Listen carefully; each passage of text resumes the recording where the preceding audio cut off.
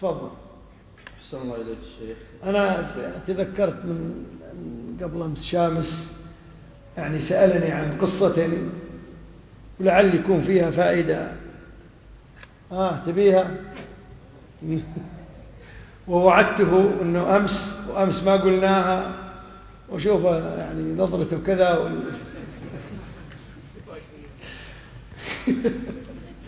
فكأنه يقول لي متى تفي بوعدك. وهذه أيضا لعلها في هذا الباب، في باب يعني عدم ذكر الأخطاء ومسألة التقريب، أكثر هي في مسألة التقريب، لأنهم ملأوا الدنيا صراخا بأن الأصل هو أن نقرب بين المسلمين، التقريب بين المسلمين. هذه القصة أو هذه المسألة أو هذا الشعار الذي رفعوه صاحب اللواء فيه هو حسن البنا. حسن البنا اللي يقول دعوتنا سنية صوفية سلفية، ما خلى شيء. شيعي يمكن حتى الشيعة ما في إشكال، وفعلا حتى الشيعة وإن لم تذكر نصا، ولكن الواقع مقتضى الحال، واقع الحال يبين هذا. هذه القصة ذكرها شيخنا، حتى أقول لكم إياها بالإسناد، الشيخ محمد أحمد الشال رحمة الله عليه رحمة واسعة. كنا في سنة 1402، يعني قبل 31 هكذا. نعم. كان هو أستاذ الفقه في الجامعة الإسلامية، ودرسنا الفقه في كتاب بداية المجتهد في كلية الشريعة رحمة الله عليه. وكان عمره آنذاك قريب 90، كبير، من مشايخ الأزهر الأولين، الأزهر 2 في مشايخ زمان، لأنه كانت المشيخة قديما بالانتخاب بين المشايخ، يعني شيخ الأزهر اللي يعينه من؟ شيوخ الأزهر يا شيخ، ما يخضعون للنظام السياسي في البلد، لا رئيس الدولة ولا وزير التربية ولا الحاكم يتدخل في مشيخة الأزهر، لا أبدا، بين المشايخ. مو مثل اليوم لا، اليوم المنصب سياسي، ما هو كان قديما المنصب ديني، هكذا عنده. الشاهد الشيخ من تلك الدفعة القديمة، وكان دائما يقول، فذكر لنا هذه القصة لأنه توجع يوما من بعض الطلاب من الإخوان المسلمين أنه أنتم، هو ذكر ذاك، كان يتكلم عن حسن البنا وأنه شهيد، فأنا قال لا تقول شهيد، أنت كيف تعرف، كيف تحكم أنه شهيد الشيخ؟ هذا زعل الطالب وغضب غضبه، قال له كيف الشيخ؟ قال له يا شيخ، قال أنتم العلماء وأنتم المشايخ ما تحترمون أهل الدعوة والدعاة والذين استشهدوا قال له يا ولدي اقعد. قالوا حنا إذا كنا علماء فالعلماء يعرفون أين يضعون أقدامهم. قال أنا ما أضع رجلي على أرض رخوة. قال هذا الذي تذكر حسن البنا، قال أنا سأذكر لكم قصة أنا عشتها مع حسن البنا، لأنه كان يقول ما هو بعالم أبدا، يقول ما له علاقة بالعلم ولا بالأزهر أبدا. وطبعا هذه تغضب من؟ تغضب الطلاب الإخوان المسلمين. كيف هم عندهم حسن البنا ولا شيخ الإسلام ابن تيمية يا شيخ؟ فقال له أنشأوا دارا اسمها دار التقريب بين المذاهب الإسلامية. من أنشأها؟ أنشأها حسن البنا مع شخص يدعى عباس القمي. عباس، موجودة هذه الأسماء الآن في التاريخ موجودة. عباس القمي إيراني، من قم معمم، عمة سوداء، هذا العمة حمراء وهم عمة سوداء. قال هذا اتفق مع حسن البنا وأنشأوا هذه الدار، تأسيسها وإشهارها باسم حسن البنا وعباس القمي.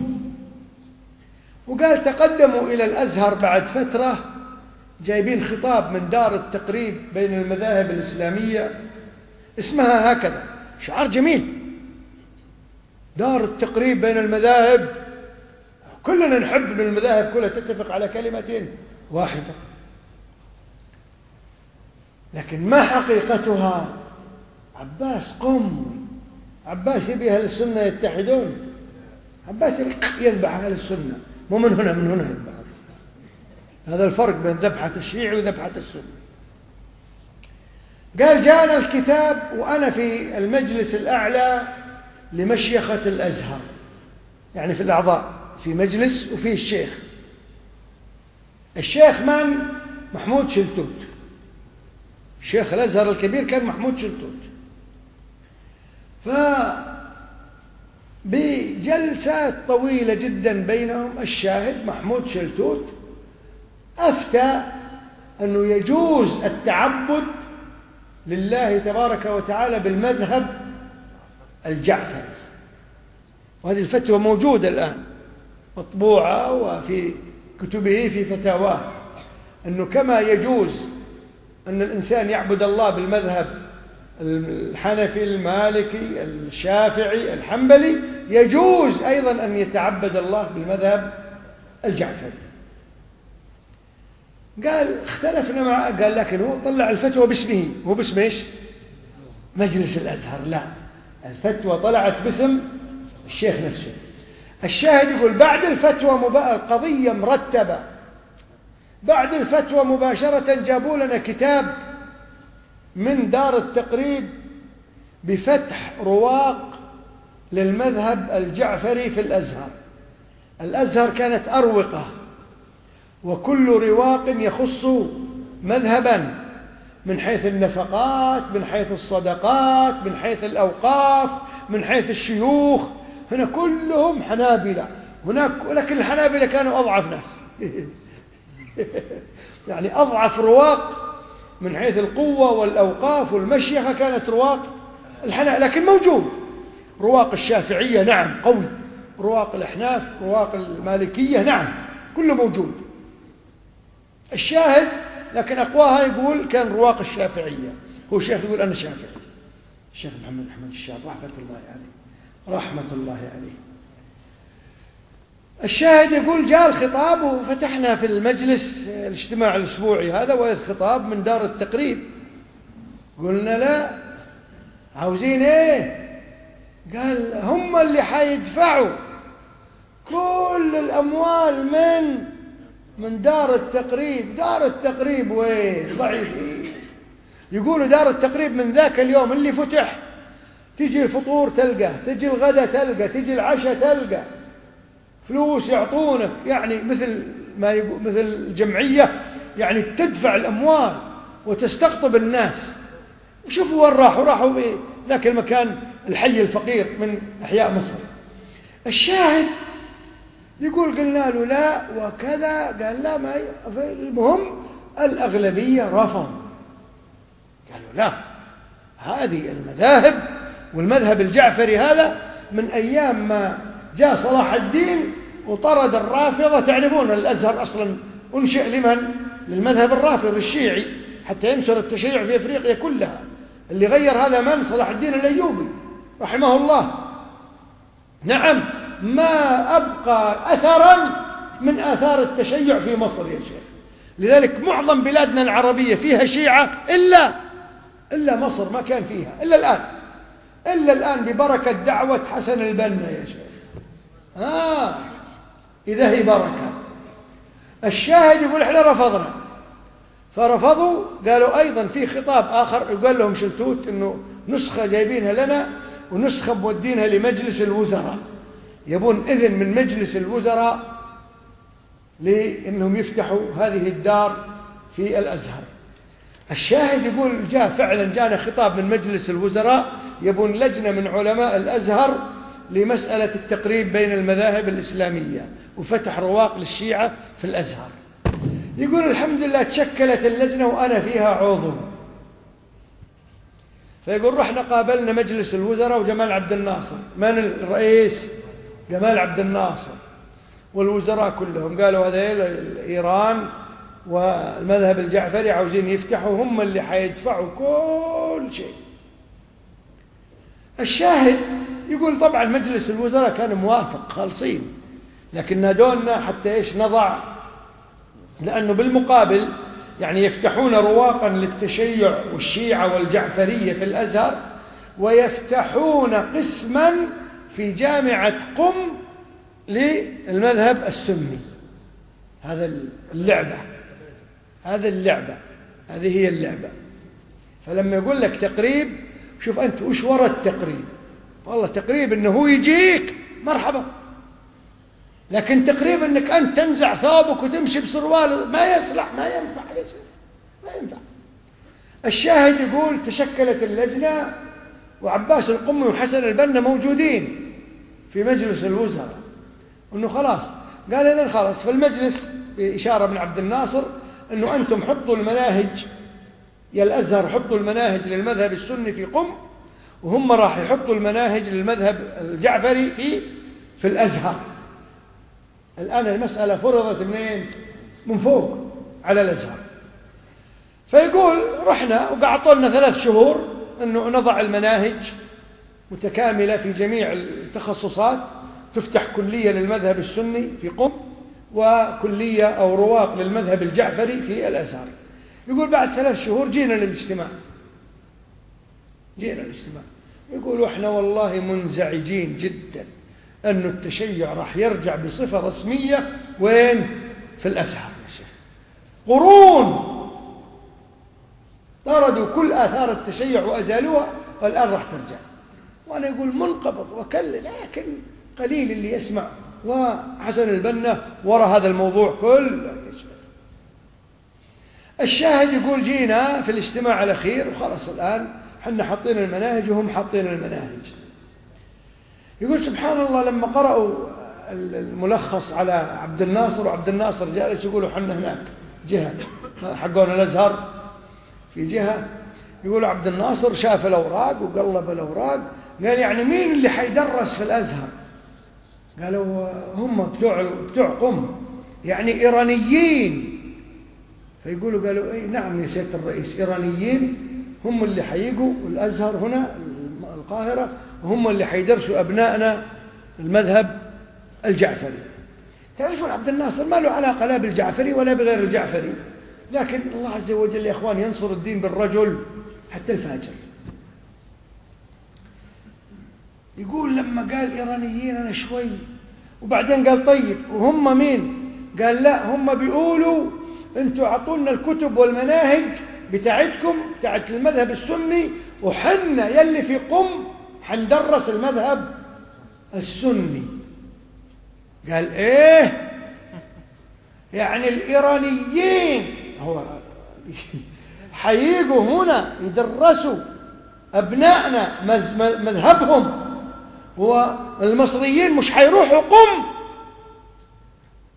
يقول قال له حسن البنا وعباس القمي قال لا يعني هم أدرى. قال لا يفتح الله، سبحان الله.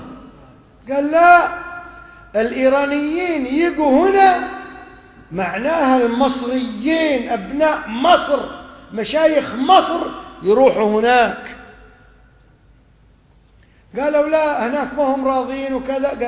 قال طيب مش راضين؟ قال لا مش راضين. قال كمان أنتم جيبوا المناهج، والتفت يقول علينا قال أنتم يا شيوخ الأزهر ما فيكوش اللي يعرف يدرس المذهب الجعفري. يقول أنا والله من فرحتي قلت والله نعرف يا سيدة الرئيس. بس الله مسكين هذا محمد أحمد الشام، والله يقول ما حسيت إلا أنا قمت كذا وقفت بالثنتين قلت والله يا سيدة الرئيس نعرف ندرس المذهب الجعفري بس يجيبوا الكتب. قال إذن خلاص يفتح الله، إيرانيين ييجوا مصريين عرب يروحوا. إيرانيين هناك يدرسوا، هنا المصريين العرب يدرسوا المذهب الجعفري ويفتح الله. أغلق الملف. والله يقول قمت وسجدت شكرا لله في تلك الزاوية. يعني لو كان الأمر يا أخوان عند الإخوان المسلمين وعند حسن البنا كان إيش سووا؟ كان يمكن سكروا الأربعة الأروقة وفتحوا فقط الرواق الجعفري يا شيخ. وهكذا يفعلون. خذها بالإسناد العالي من شيخنا في كلية الشريعة 1402 إلى أذني هذه، ومني لكم يا أخوان. والله هكذا. فكان يقول والله أنا أشفق عليكم بعد يقول 10-20 سنة كيف راح تعيشوا مع هذه الجماعات، أنا ما أعرف. يقول والله كان المسكين متخوف، يقول زمانكم هذا خطير جدا. يقول ليه؟ لأن اللي يتولى الفتن الآن شعارات إسلامية وجماعات إسلامية، يقول باسم الإسلام يصد الناس عن الحق وعن الدين باسم الإسلام يا أخوان. هذه هي الجماعات. وفعلا اليوم قرأنا يعني قبل يومين قال والآن الرئيس هذا المصري وقع 10 حسينيات تفتح في مصر ومدرسة إيرانية جعفرية تفتح في مصر الآن. خلاص وقعوا يا شيخ.